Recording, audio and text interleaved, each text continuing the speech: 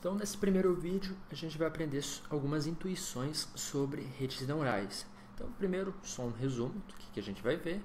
Primeiro, o que é uma rede neural. Depois, a gente vai ganhar algumas intuições sobre o perceptron. E a gente vai realizar algumas operações lógicas com ele.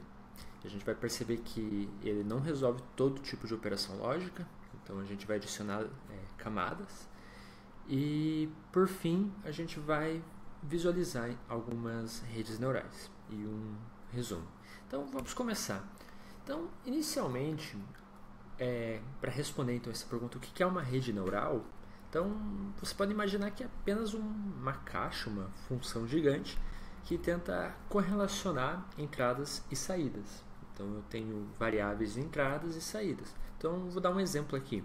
Se eu tento prever se uma pessoa sobreviveu ao Titanic ou não, como variável de entrada, eu posso ter a idade da pessoa, o gênero e o preço do ticket que eles pagaram. E como saída, eu posso ter uma variável binária, dizendo se a pessoa sobreviveu ou não. Então aqui eu tenho um problema binário, uma classificação binária. E aqui, por exemplo, nesse gráfico, a gente tem idade versus ticket price, o preço, né, que foi pago, e a gente percebe que é possível desenhar uma fronteira de decisão aqui para separar as pessoas que sobreviveram e que não sobreviveram. Essa curva não precisa ser perfeita, ela precisa, na verdade, generalizar bem para essas duas regiões, então por isso que às vezes alguns pontos podem ficar não dentro, né, mas é mais para buscar generalização. Que aí dessa forma a gente consegue prever novos pontos para ou essa região de pessoas que sobreviveram ou para essa região de pessoas que não sobreviveram. Então, basicamente, a rede neural ela busca descobrir essa fronteira de decisão a partir dos dados para que consiga depois, nesse caso, fazer uma classificação de novos dados não vistos. E vamos aprofundar então um pouco aqui sobre essa rede neural. Vamos ver o que tem dentro dela de fato. Então, primeiramente nós temos os pesos. O que são os pesos? Eles são valores que são aprendidos pela rede neural e eles são multiplicados então por cada uma dessas variáveis de entrada. A gente também tem o viés ou bias, que é uma variável constante e ela serve para você deslocar horizontalmente a função de ativação, que a gente vai ver mais adiante. Todos esses valores, tanto esse termo constante quanto aqui a multiplicação da entrada por esses pesos, todos eles vão ser somados e em seguida, após essa soma, a gente aplica uma função de ativação nessa soma. Então essa função de ativação ela busca extrair uma informação, um único valor, uma conclusão em cima dessa soma. Então, por hora, para simplificar, você pode imaginar que essa função de ativação simplesmente vai retornar 1 se for um valor positivo ou 0 se for um valor negativo. Então vamos fazer alguns testes então aqui com esse modelo que a gente criou agora. E aliás, esse modelo ele tem um nome, ele é o perceptron. Então ele tem esse nome justamente porque ele funciona de uma forma análoga, como seria o cérebro humano, que de acordo com os sinais de entrada, ele pode disparar ou não um sinal para o próximo neurônio. Então vamos ganhar algumas intuições aqui em cima desse perceptron.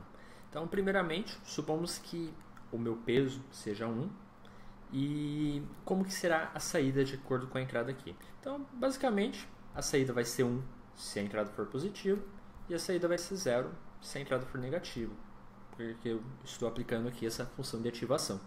Então, nada impressionante, é bastante simples. Agora, se eu, por exemplo, inverter aqui, eu tenho menos 1 aqui como peso. Usando o peso menos 1, agora eu estou invertendo a entrada.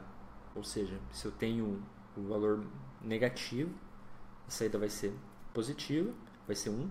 E se eu tenho um valor positivo, a saída vai ser 0. Então, aqui a gente tem uma operação lógica, que é o não. Então ela simplesmente está invertendo a entrada. Se a entrada é 1, verdadeiro é falso, se for falso é verdadeiro. Então esse é já um exemplo de uma conclusão lógica que pode ser extraída a partir aqui desse perceptron. Vamos ver outras. Então agora eu tenho duas entradas e peso 1 para essas duas entradas e também um viés de menos 0,5. Então com essa configuração eu tenho agora a operação, o operador OU.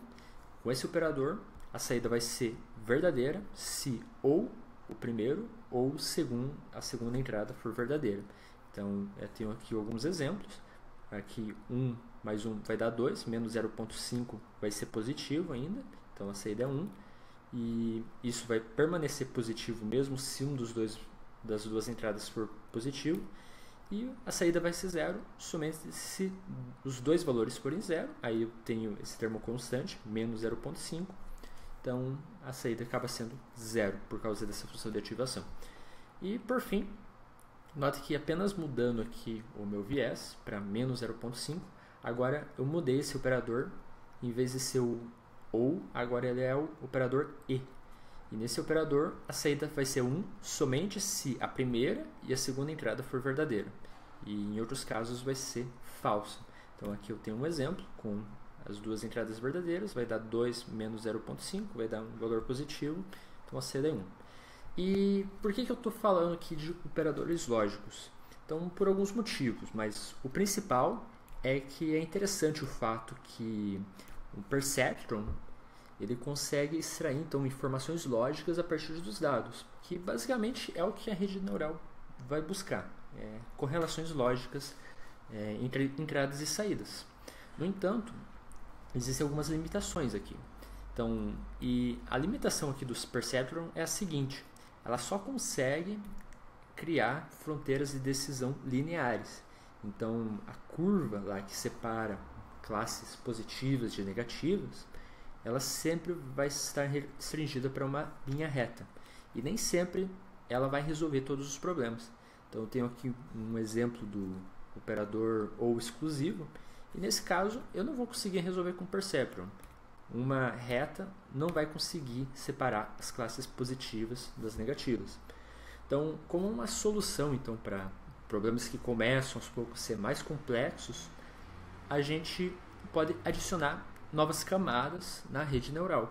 Então, o que seria isso de adicionar novas camadas?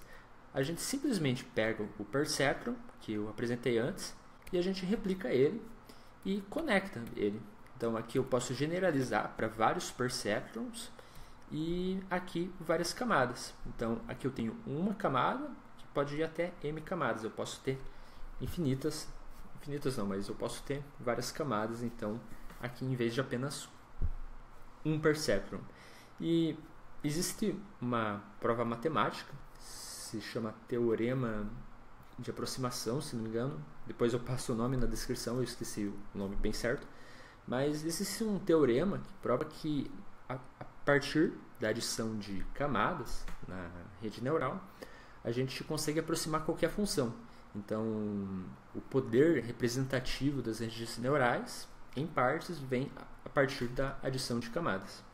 Então, eu vou dar agora uma simplificada aqui nessa visualização, porque geralmente quando você encontrar um modelo de rede neural aqui, por aí, você não vai ver ele todo detalhado desse jeito, com a soma e a função de ativação. Geralmente essa soma e função de ativação vai estar dentro dessa bolinha. Então, só para você então sempre ter em mente que quando você vê uma arquitetura de rede neural, o que está ocorrendo então dentro de cada um desses círculos é simplesmente uma soma aqui e depois a aplicação de uma função de ativação que é enviada para o próximo neurônio ou perceptron. É a mesma coisa. Então o que a gente tem aqui são neurônios. E assim, finalmente, aqui para o exclusivo, uma possível solução seria com essa configuração aqui de pesos. Só que fica meio difícil visualizar olhando aqui esse monte de peso. Então, por isso que agora aqui nessa parte final eu tenho também algumas visualizações para dar intuições para vocês. Então, primeiramente, vamos visualizar aqui o operador E e OU. Então, eu tenho aqui os pesos, né, e o bias. E se você acessar essa página, você também vai poder brincar então com esses pesos. E você pode perceber que quando eu altero os pesos, é como que se eu estivesse alterando a inclinação aqui dessa fronteira de decisão. Enquanto que quando eu altero o viés, o bias, é como se eu estivesse deslocando essa fronteira de decisão. E note que eu consigo alternar entre o operador e o operador ou a partir ali da mudança do viés. Então isso que eu tinha mostrado anteriormente, então a gente está visualizando. Você pode acessar aqui os links também para testar por conta própria. Aqui eu tenho agora um outro exemplo, que é o do ou exclusivo. E você pode perceber que a partir da adição aqui de uma nova camada, eu tenho agora duas regiões, né? Uma região aqui para as classes positivas e duas regiões aqui para as classes negativas. E você pode também perceber que a partir aí do deslocamento então desses pesos, você consegue então alterar tanto a inclinação quanto o deslocamento, né? O deslizamento aqui dessas fronteiras de decisão. E a gente também não está restrito apenas a linhas retas, a fronteiras de decisão lineares.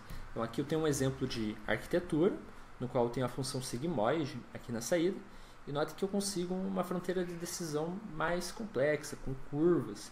E eventualmente, então, essa fronteira de decisão ela vai ter esse objetivo de se ajustar aos dados de entrada, né, correlacionar dados de entrada e de saída. E é um exemplo que eu tenho aqui, né? Com essa arquitetura, por exemplo, eu consigo resolver então aquele problema lá do Titanic. Então eu altero aqui os pesos de forma a criar uma fronteira de decisão aqui que separa então as classes positivas e negativas. Fique à vontade também para acessar aqui esse link para também você mesmo por conta própria conseguir encontrar os pesos para essa solução. Você vai perceber, aliás, que definir esses pesos não é uma tarefa trivial. Então, justamente, não é o nosso trabalho encontrar esses pesos. A rede neural, ela faz uso de métodos de otimização, que a gente vai ver no próximo vídeo, justamente para tentar encontrar os pesos aqui, os pesos ideais, de forma a encontrar a melhor solução para correlacionar a entrada e saída. Então, em geral, quando você está treinando redes neurais, o maior desafio é justamente você encontrar bons parâmetros de otimização para que ele encontre então essa solução ideal, para que ele encontre os melhores pesos para resolver o problema que você está abordando. Então, por fim, como um resumo, então redes neurais, se for simplificar assim, não é um bicho de 7 cabeças, é só um conjunto de matrizes, de multiplicação de matrizes e somas, seguidas por operações não lineares, que são as funções de ativação. E cada um desses blocos da rede neural, o que a gente chama de perceptron ou neurônio, e a partir da combinação deles em camadas, eles conseguem aproximar qualquer função. Então, eles conseguem aprender praticamente qualquer coisa. E, por fim, a gente pode definir aprendizagem profunda, né, o Deep Learning, como o uso de redes neurais bastante profundas, arquiteturas com vários neurônios, de forma a aprender correlações bastante complexas. Então, por hora é isso. E no próximo vídeo, então a gente vai aprender como que a rede neural ela aprende esses pesos que eu acabei de apresentar para vocês.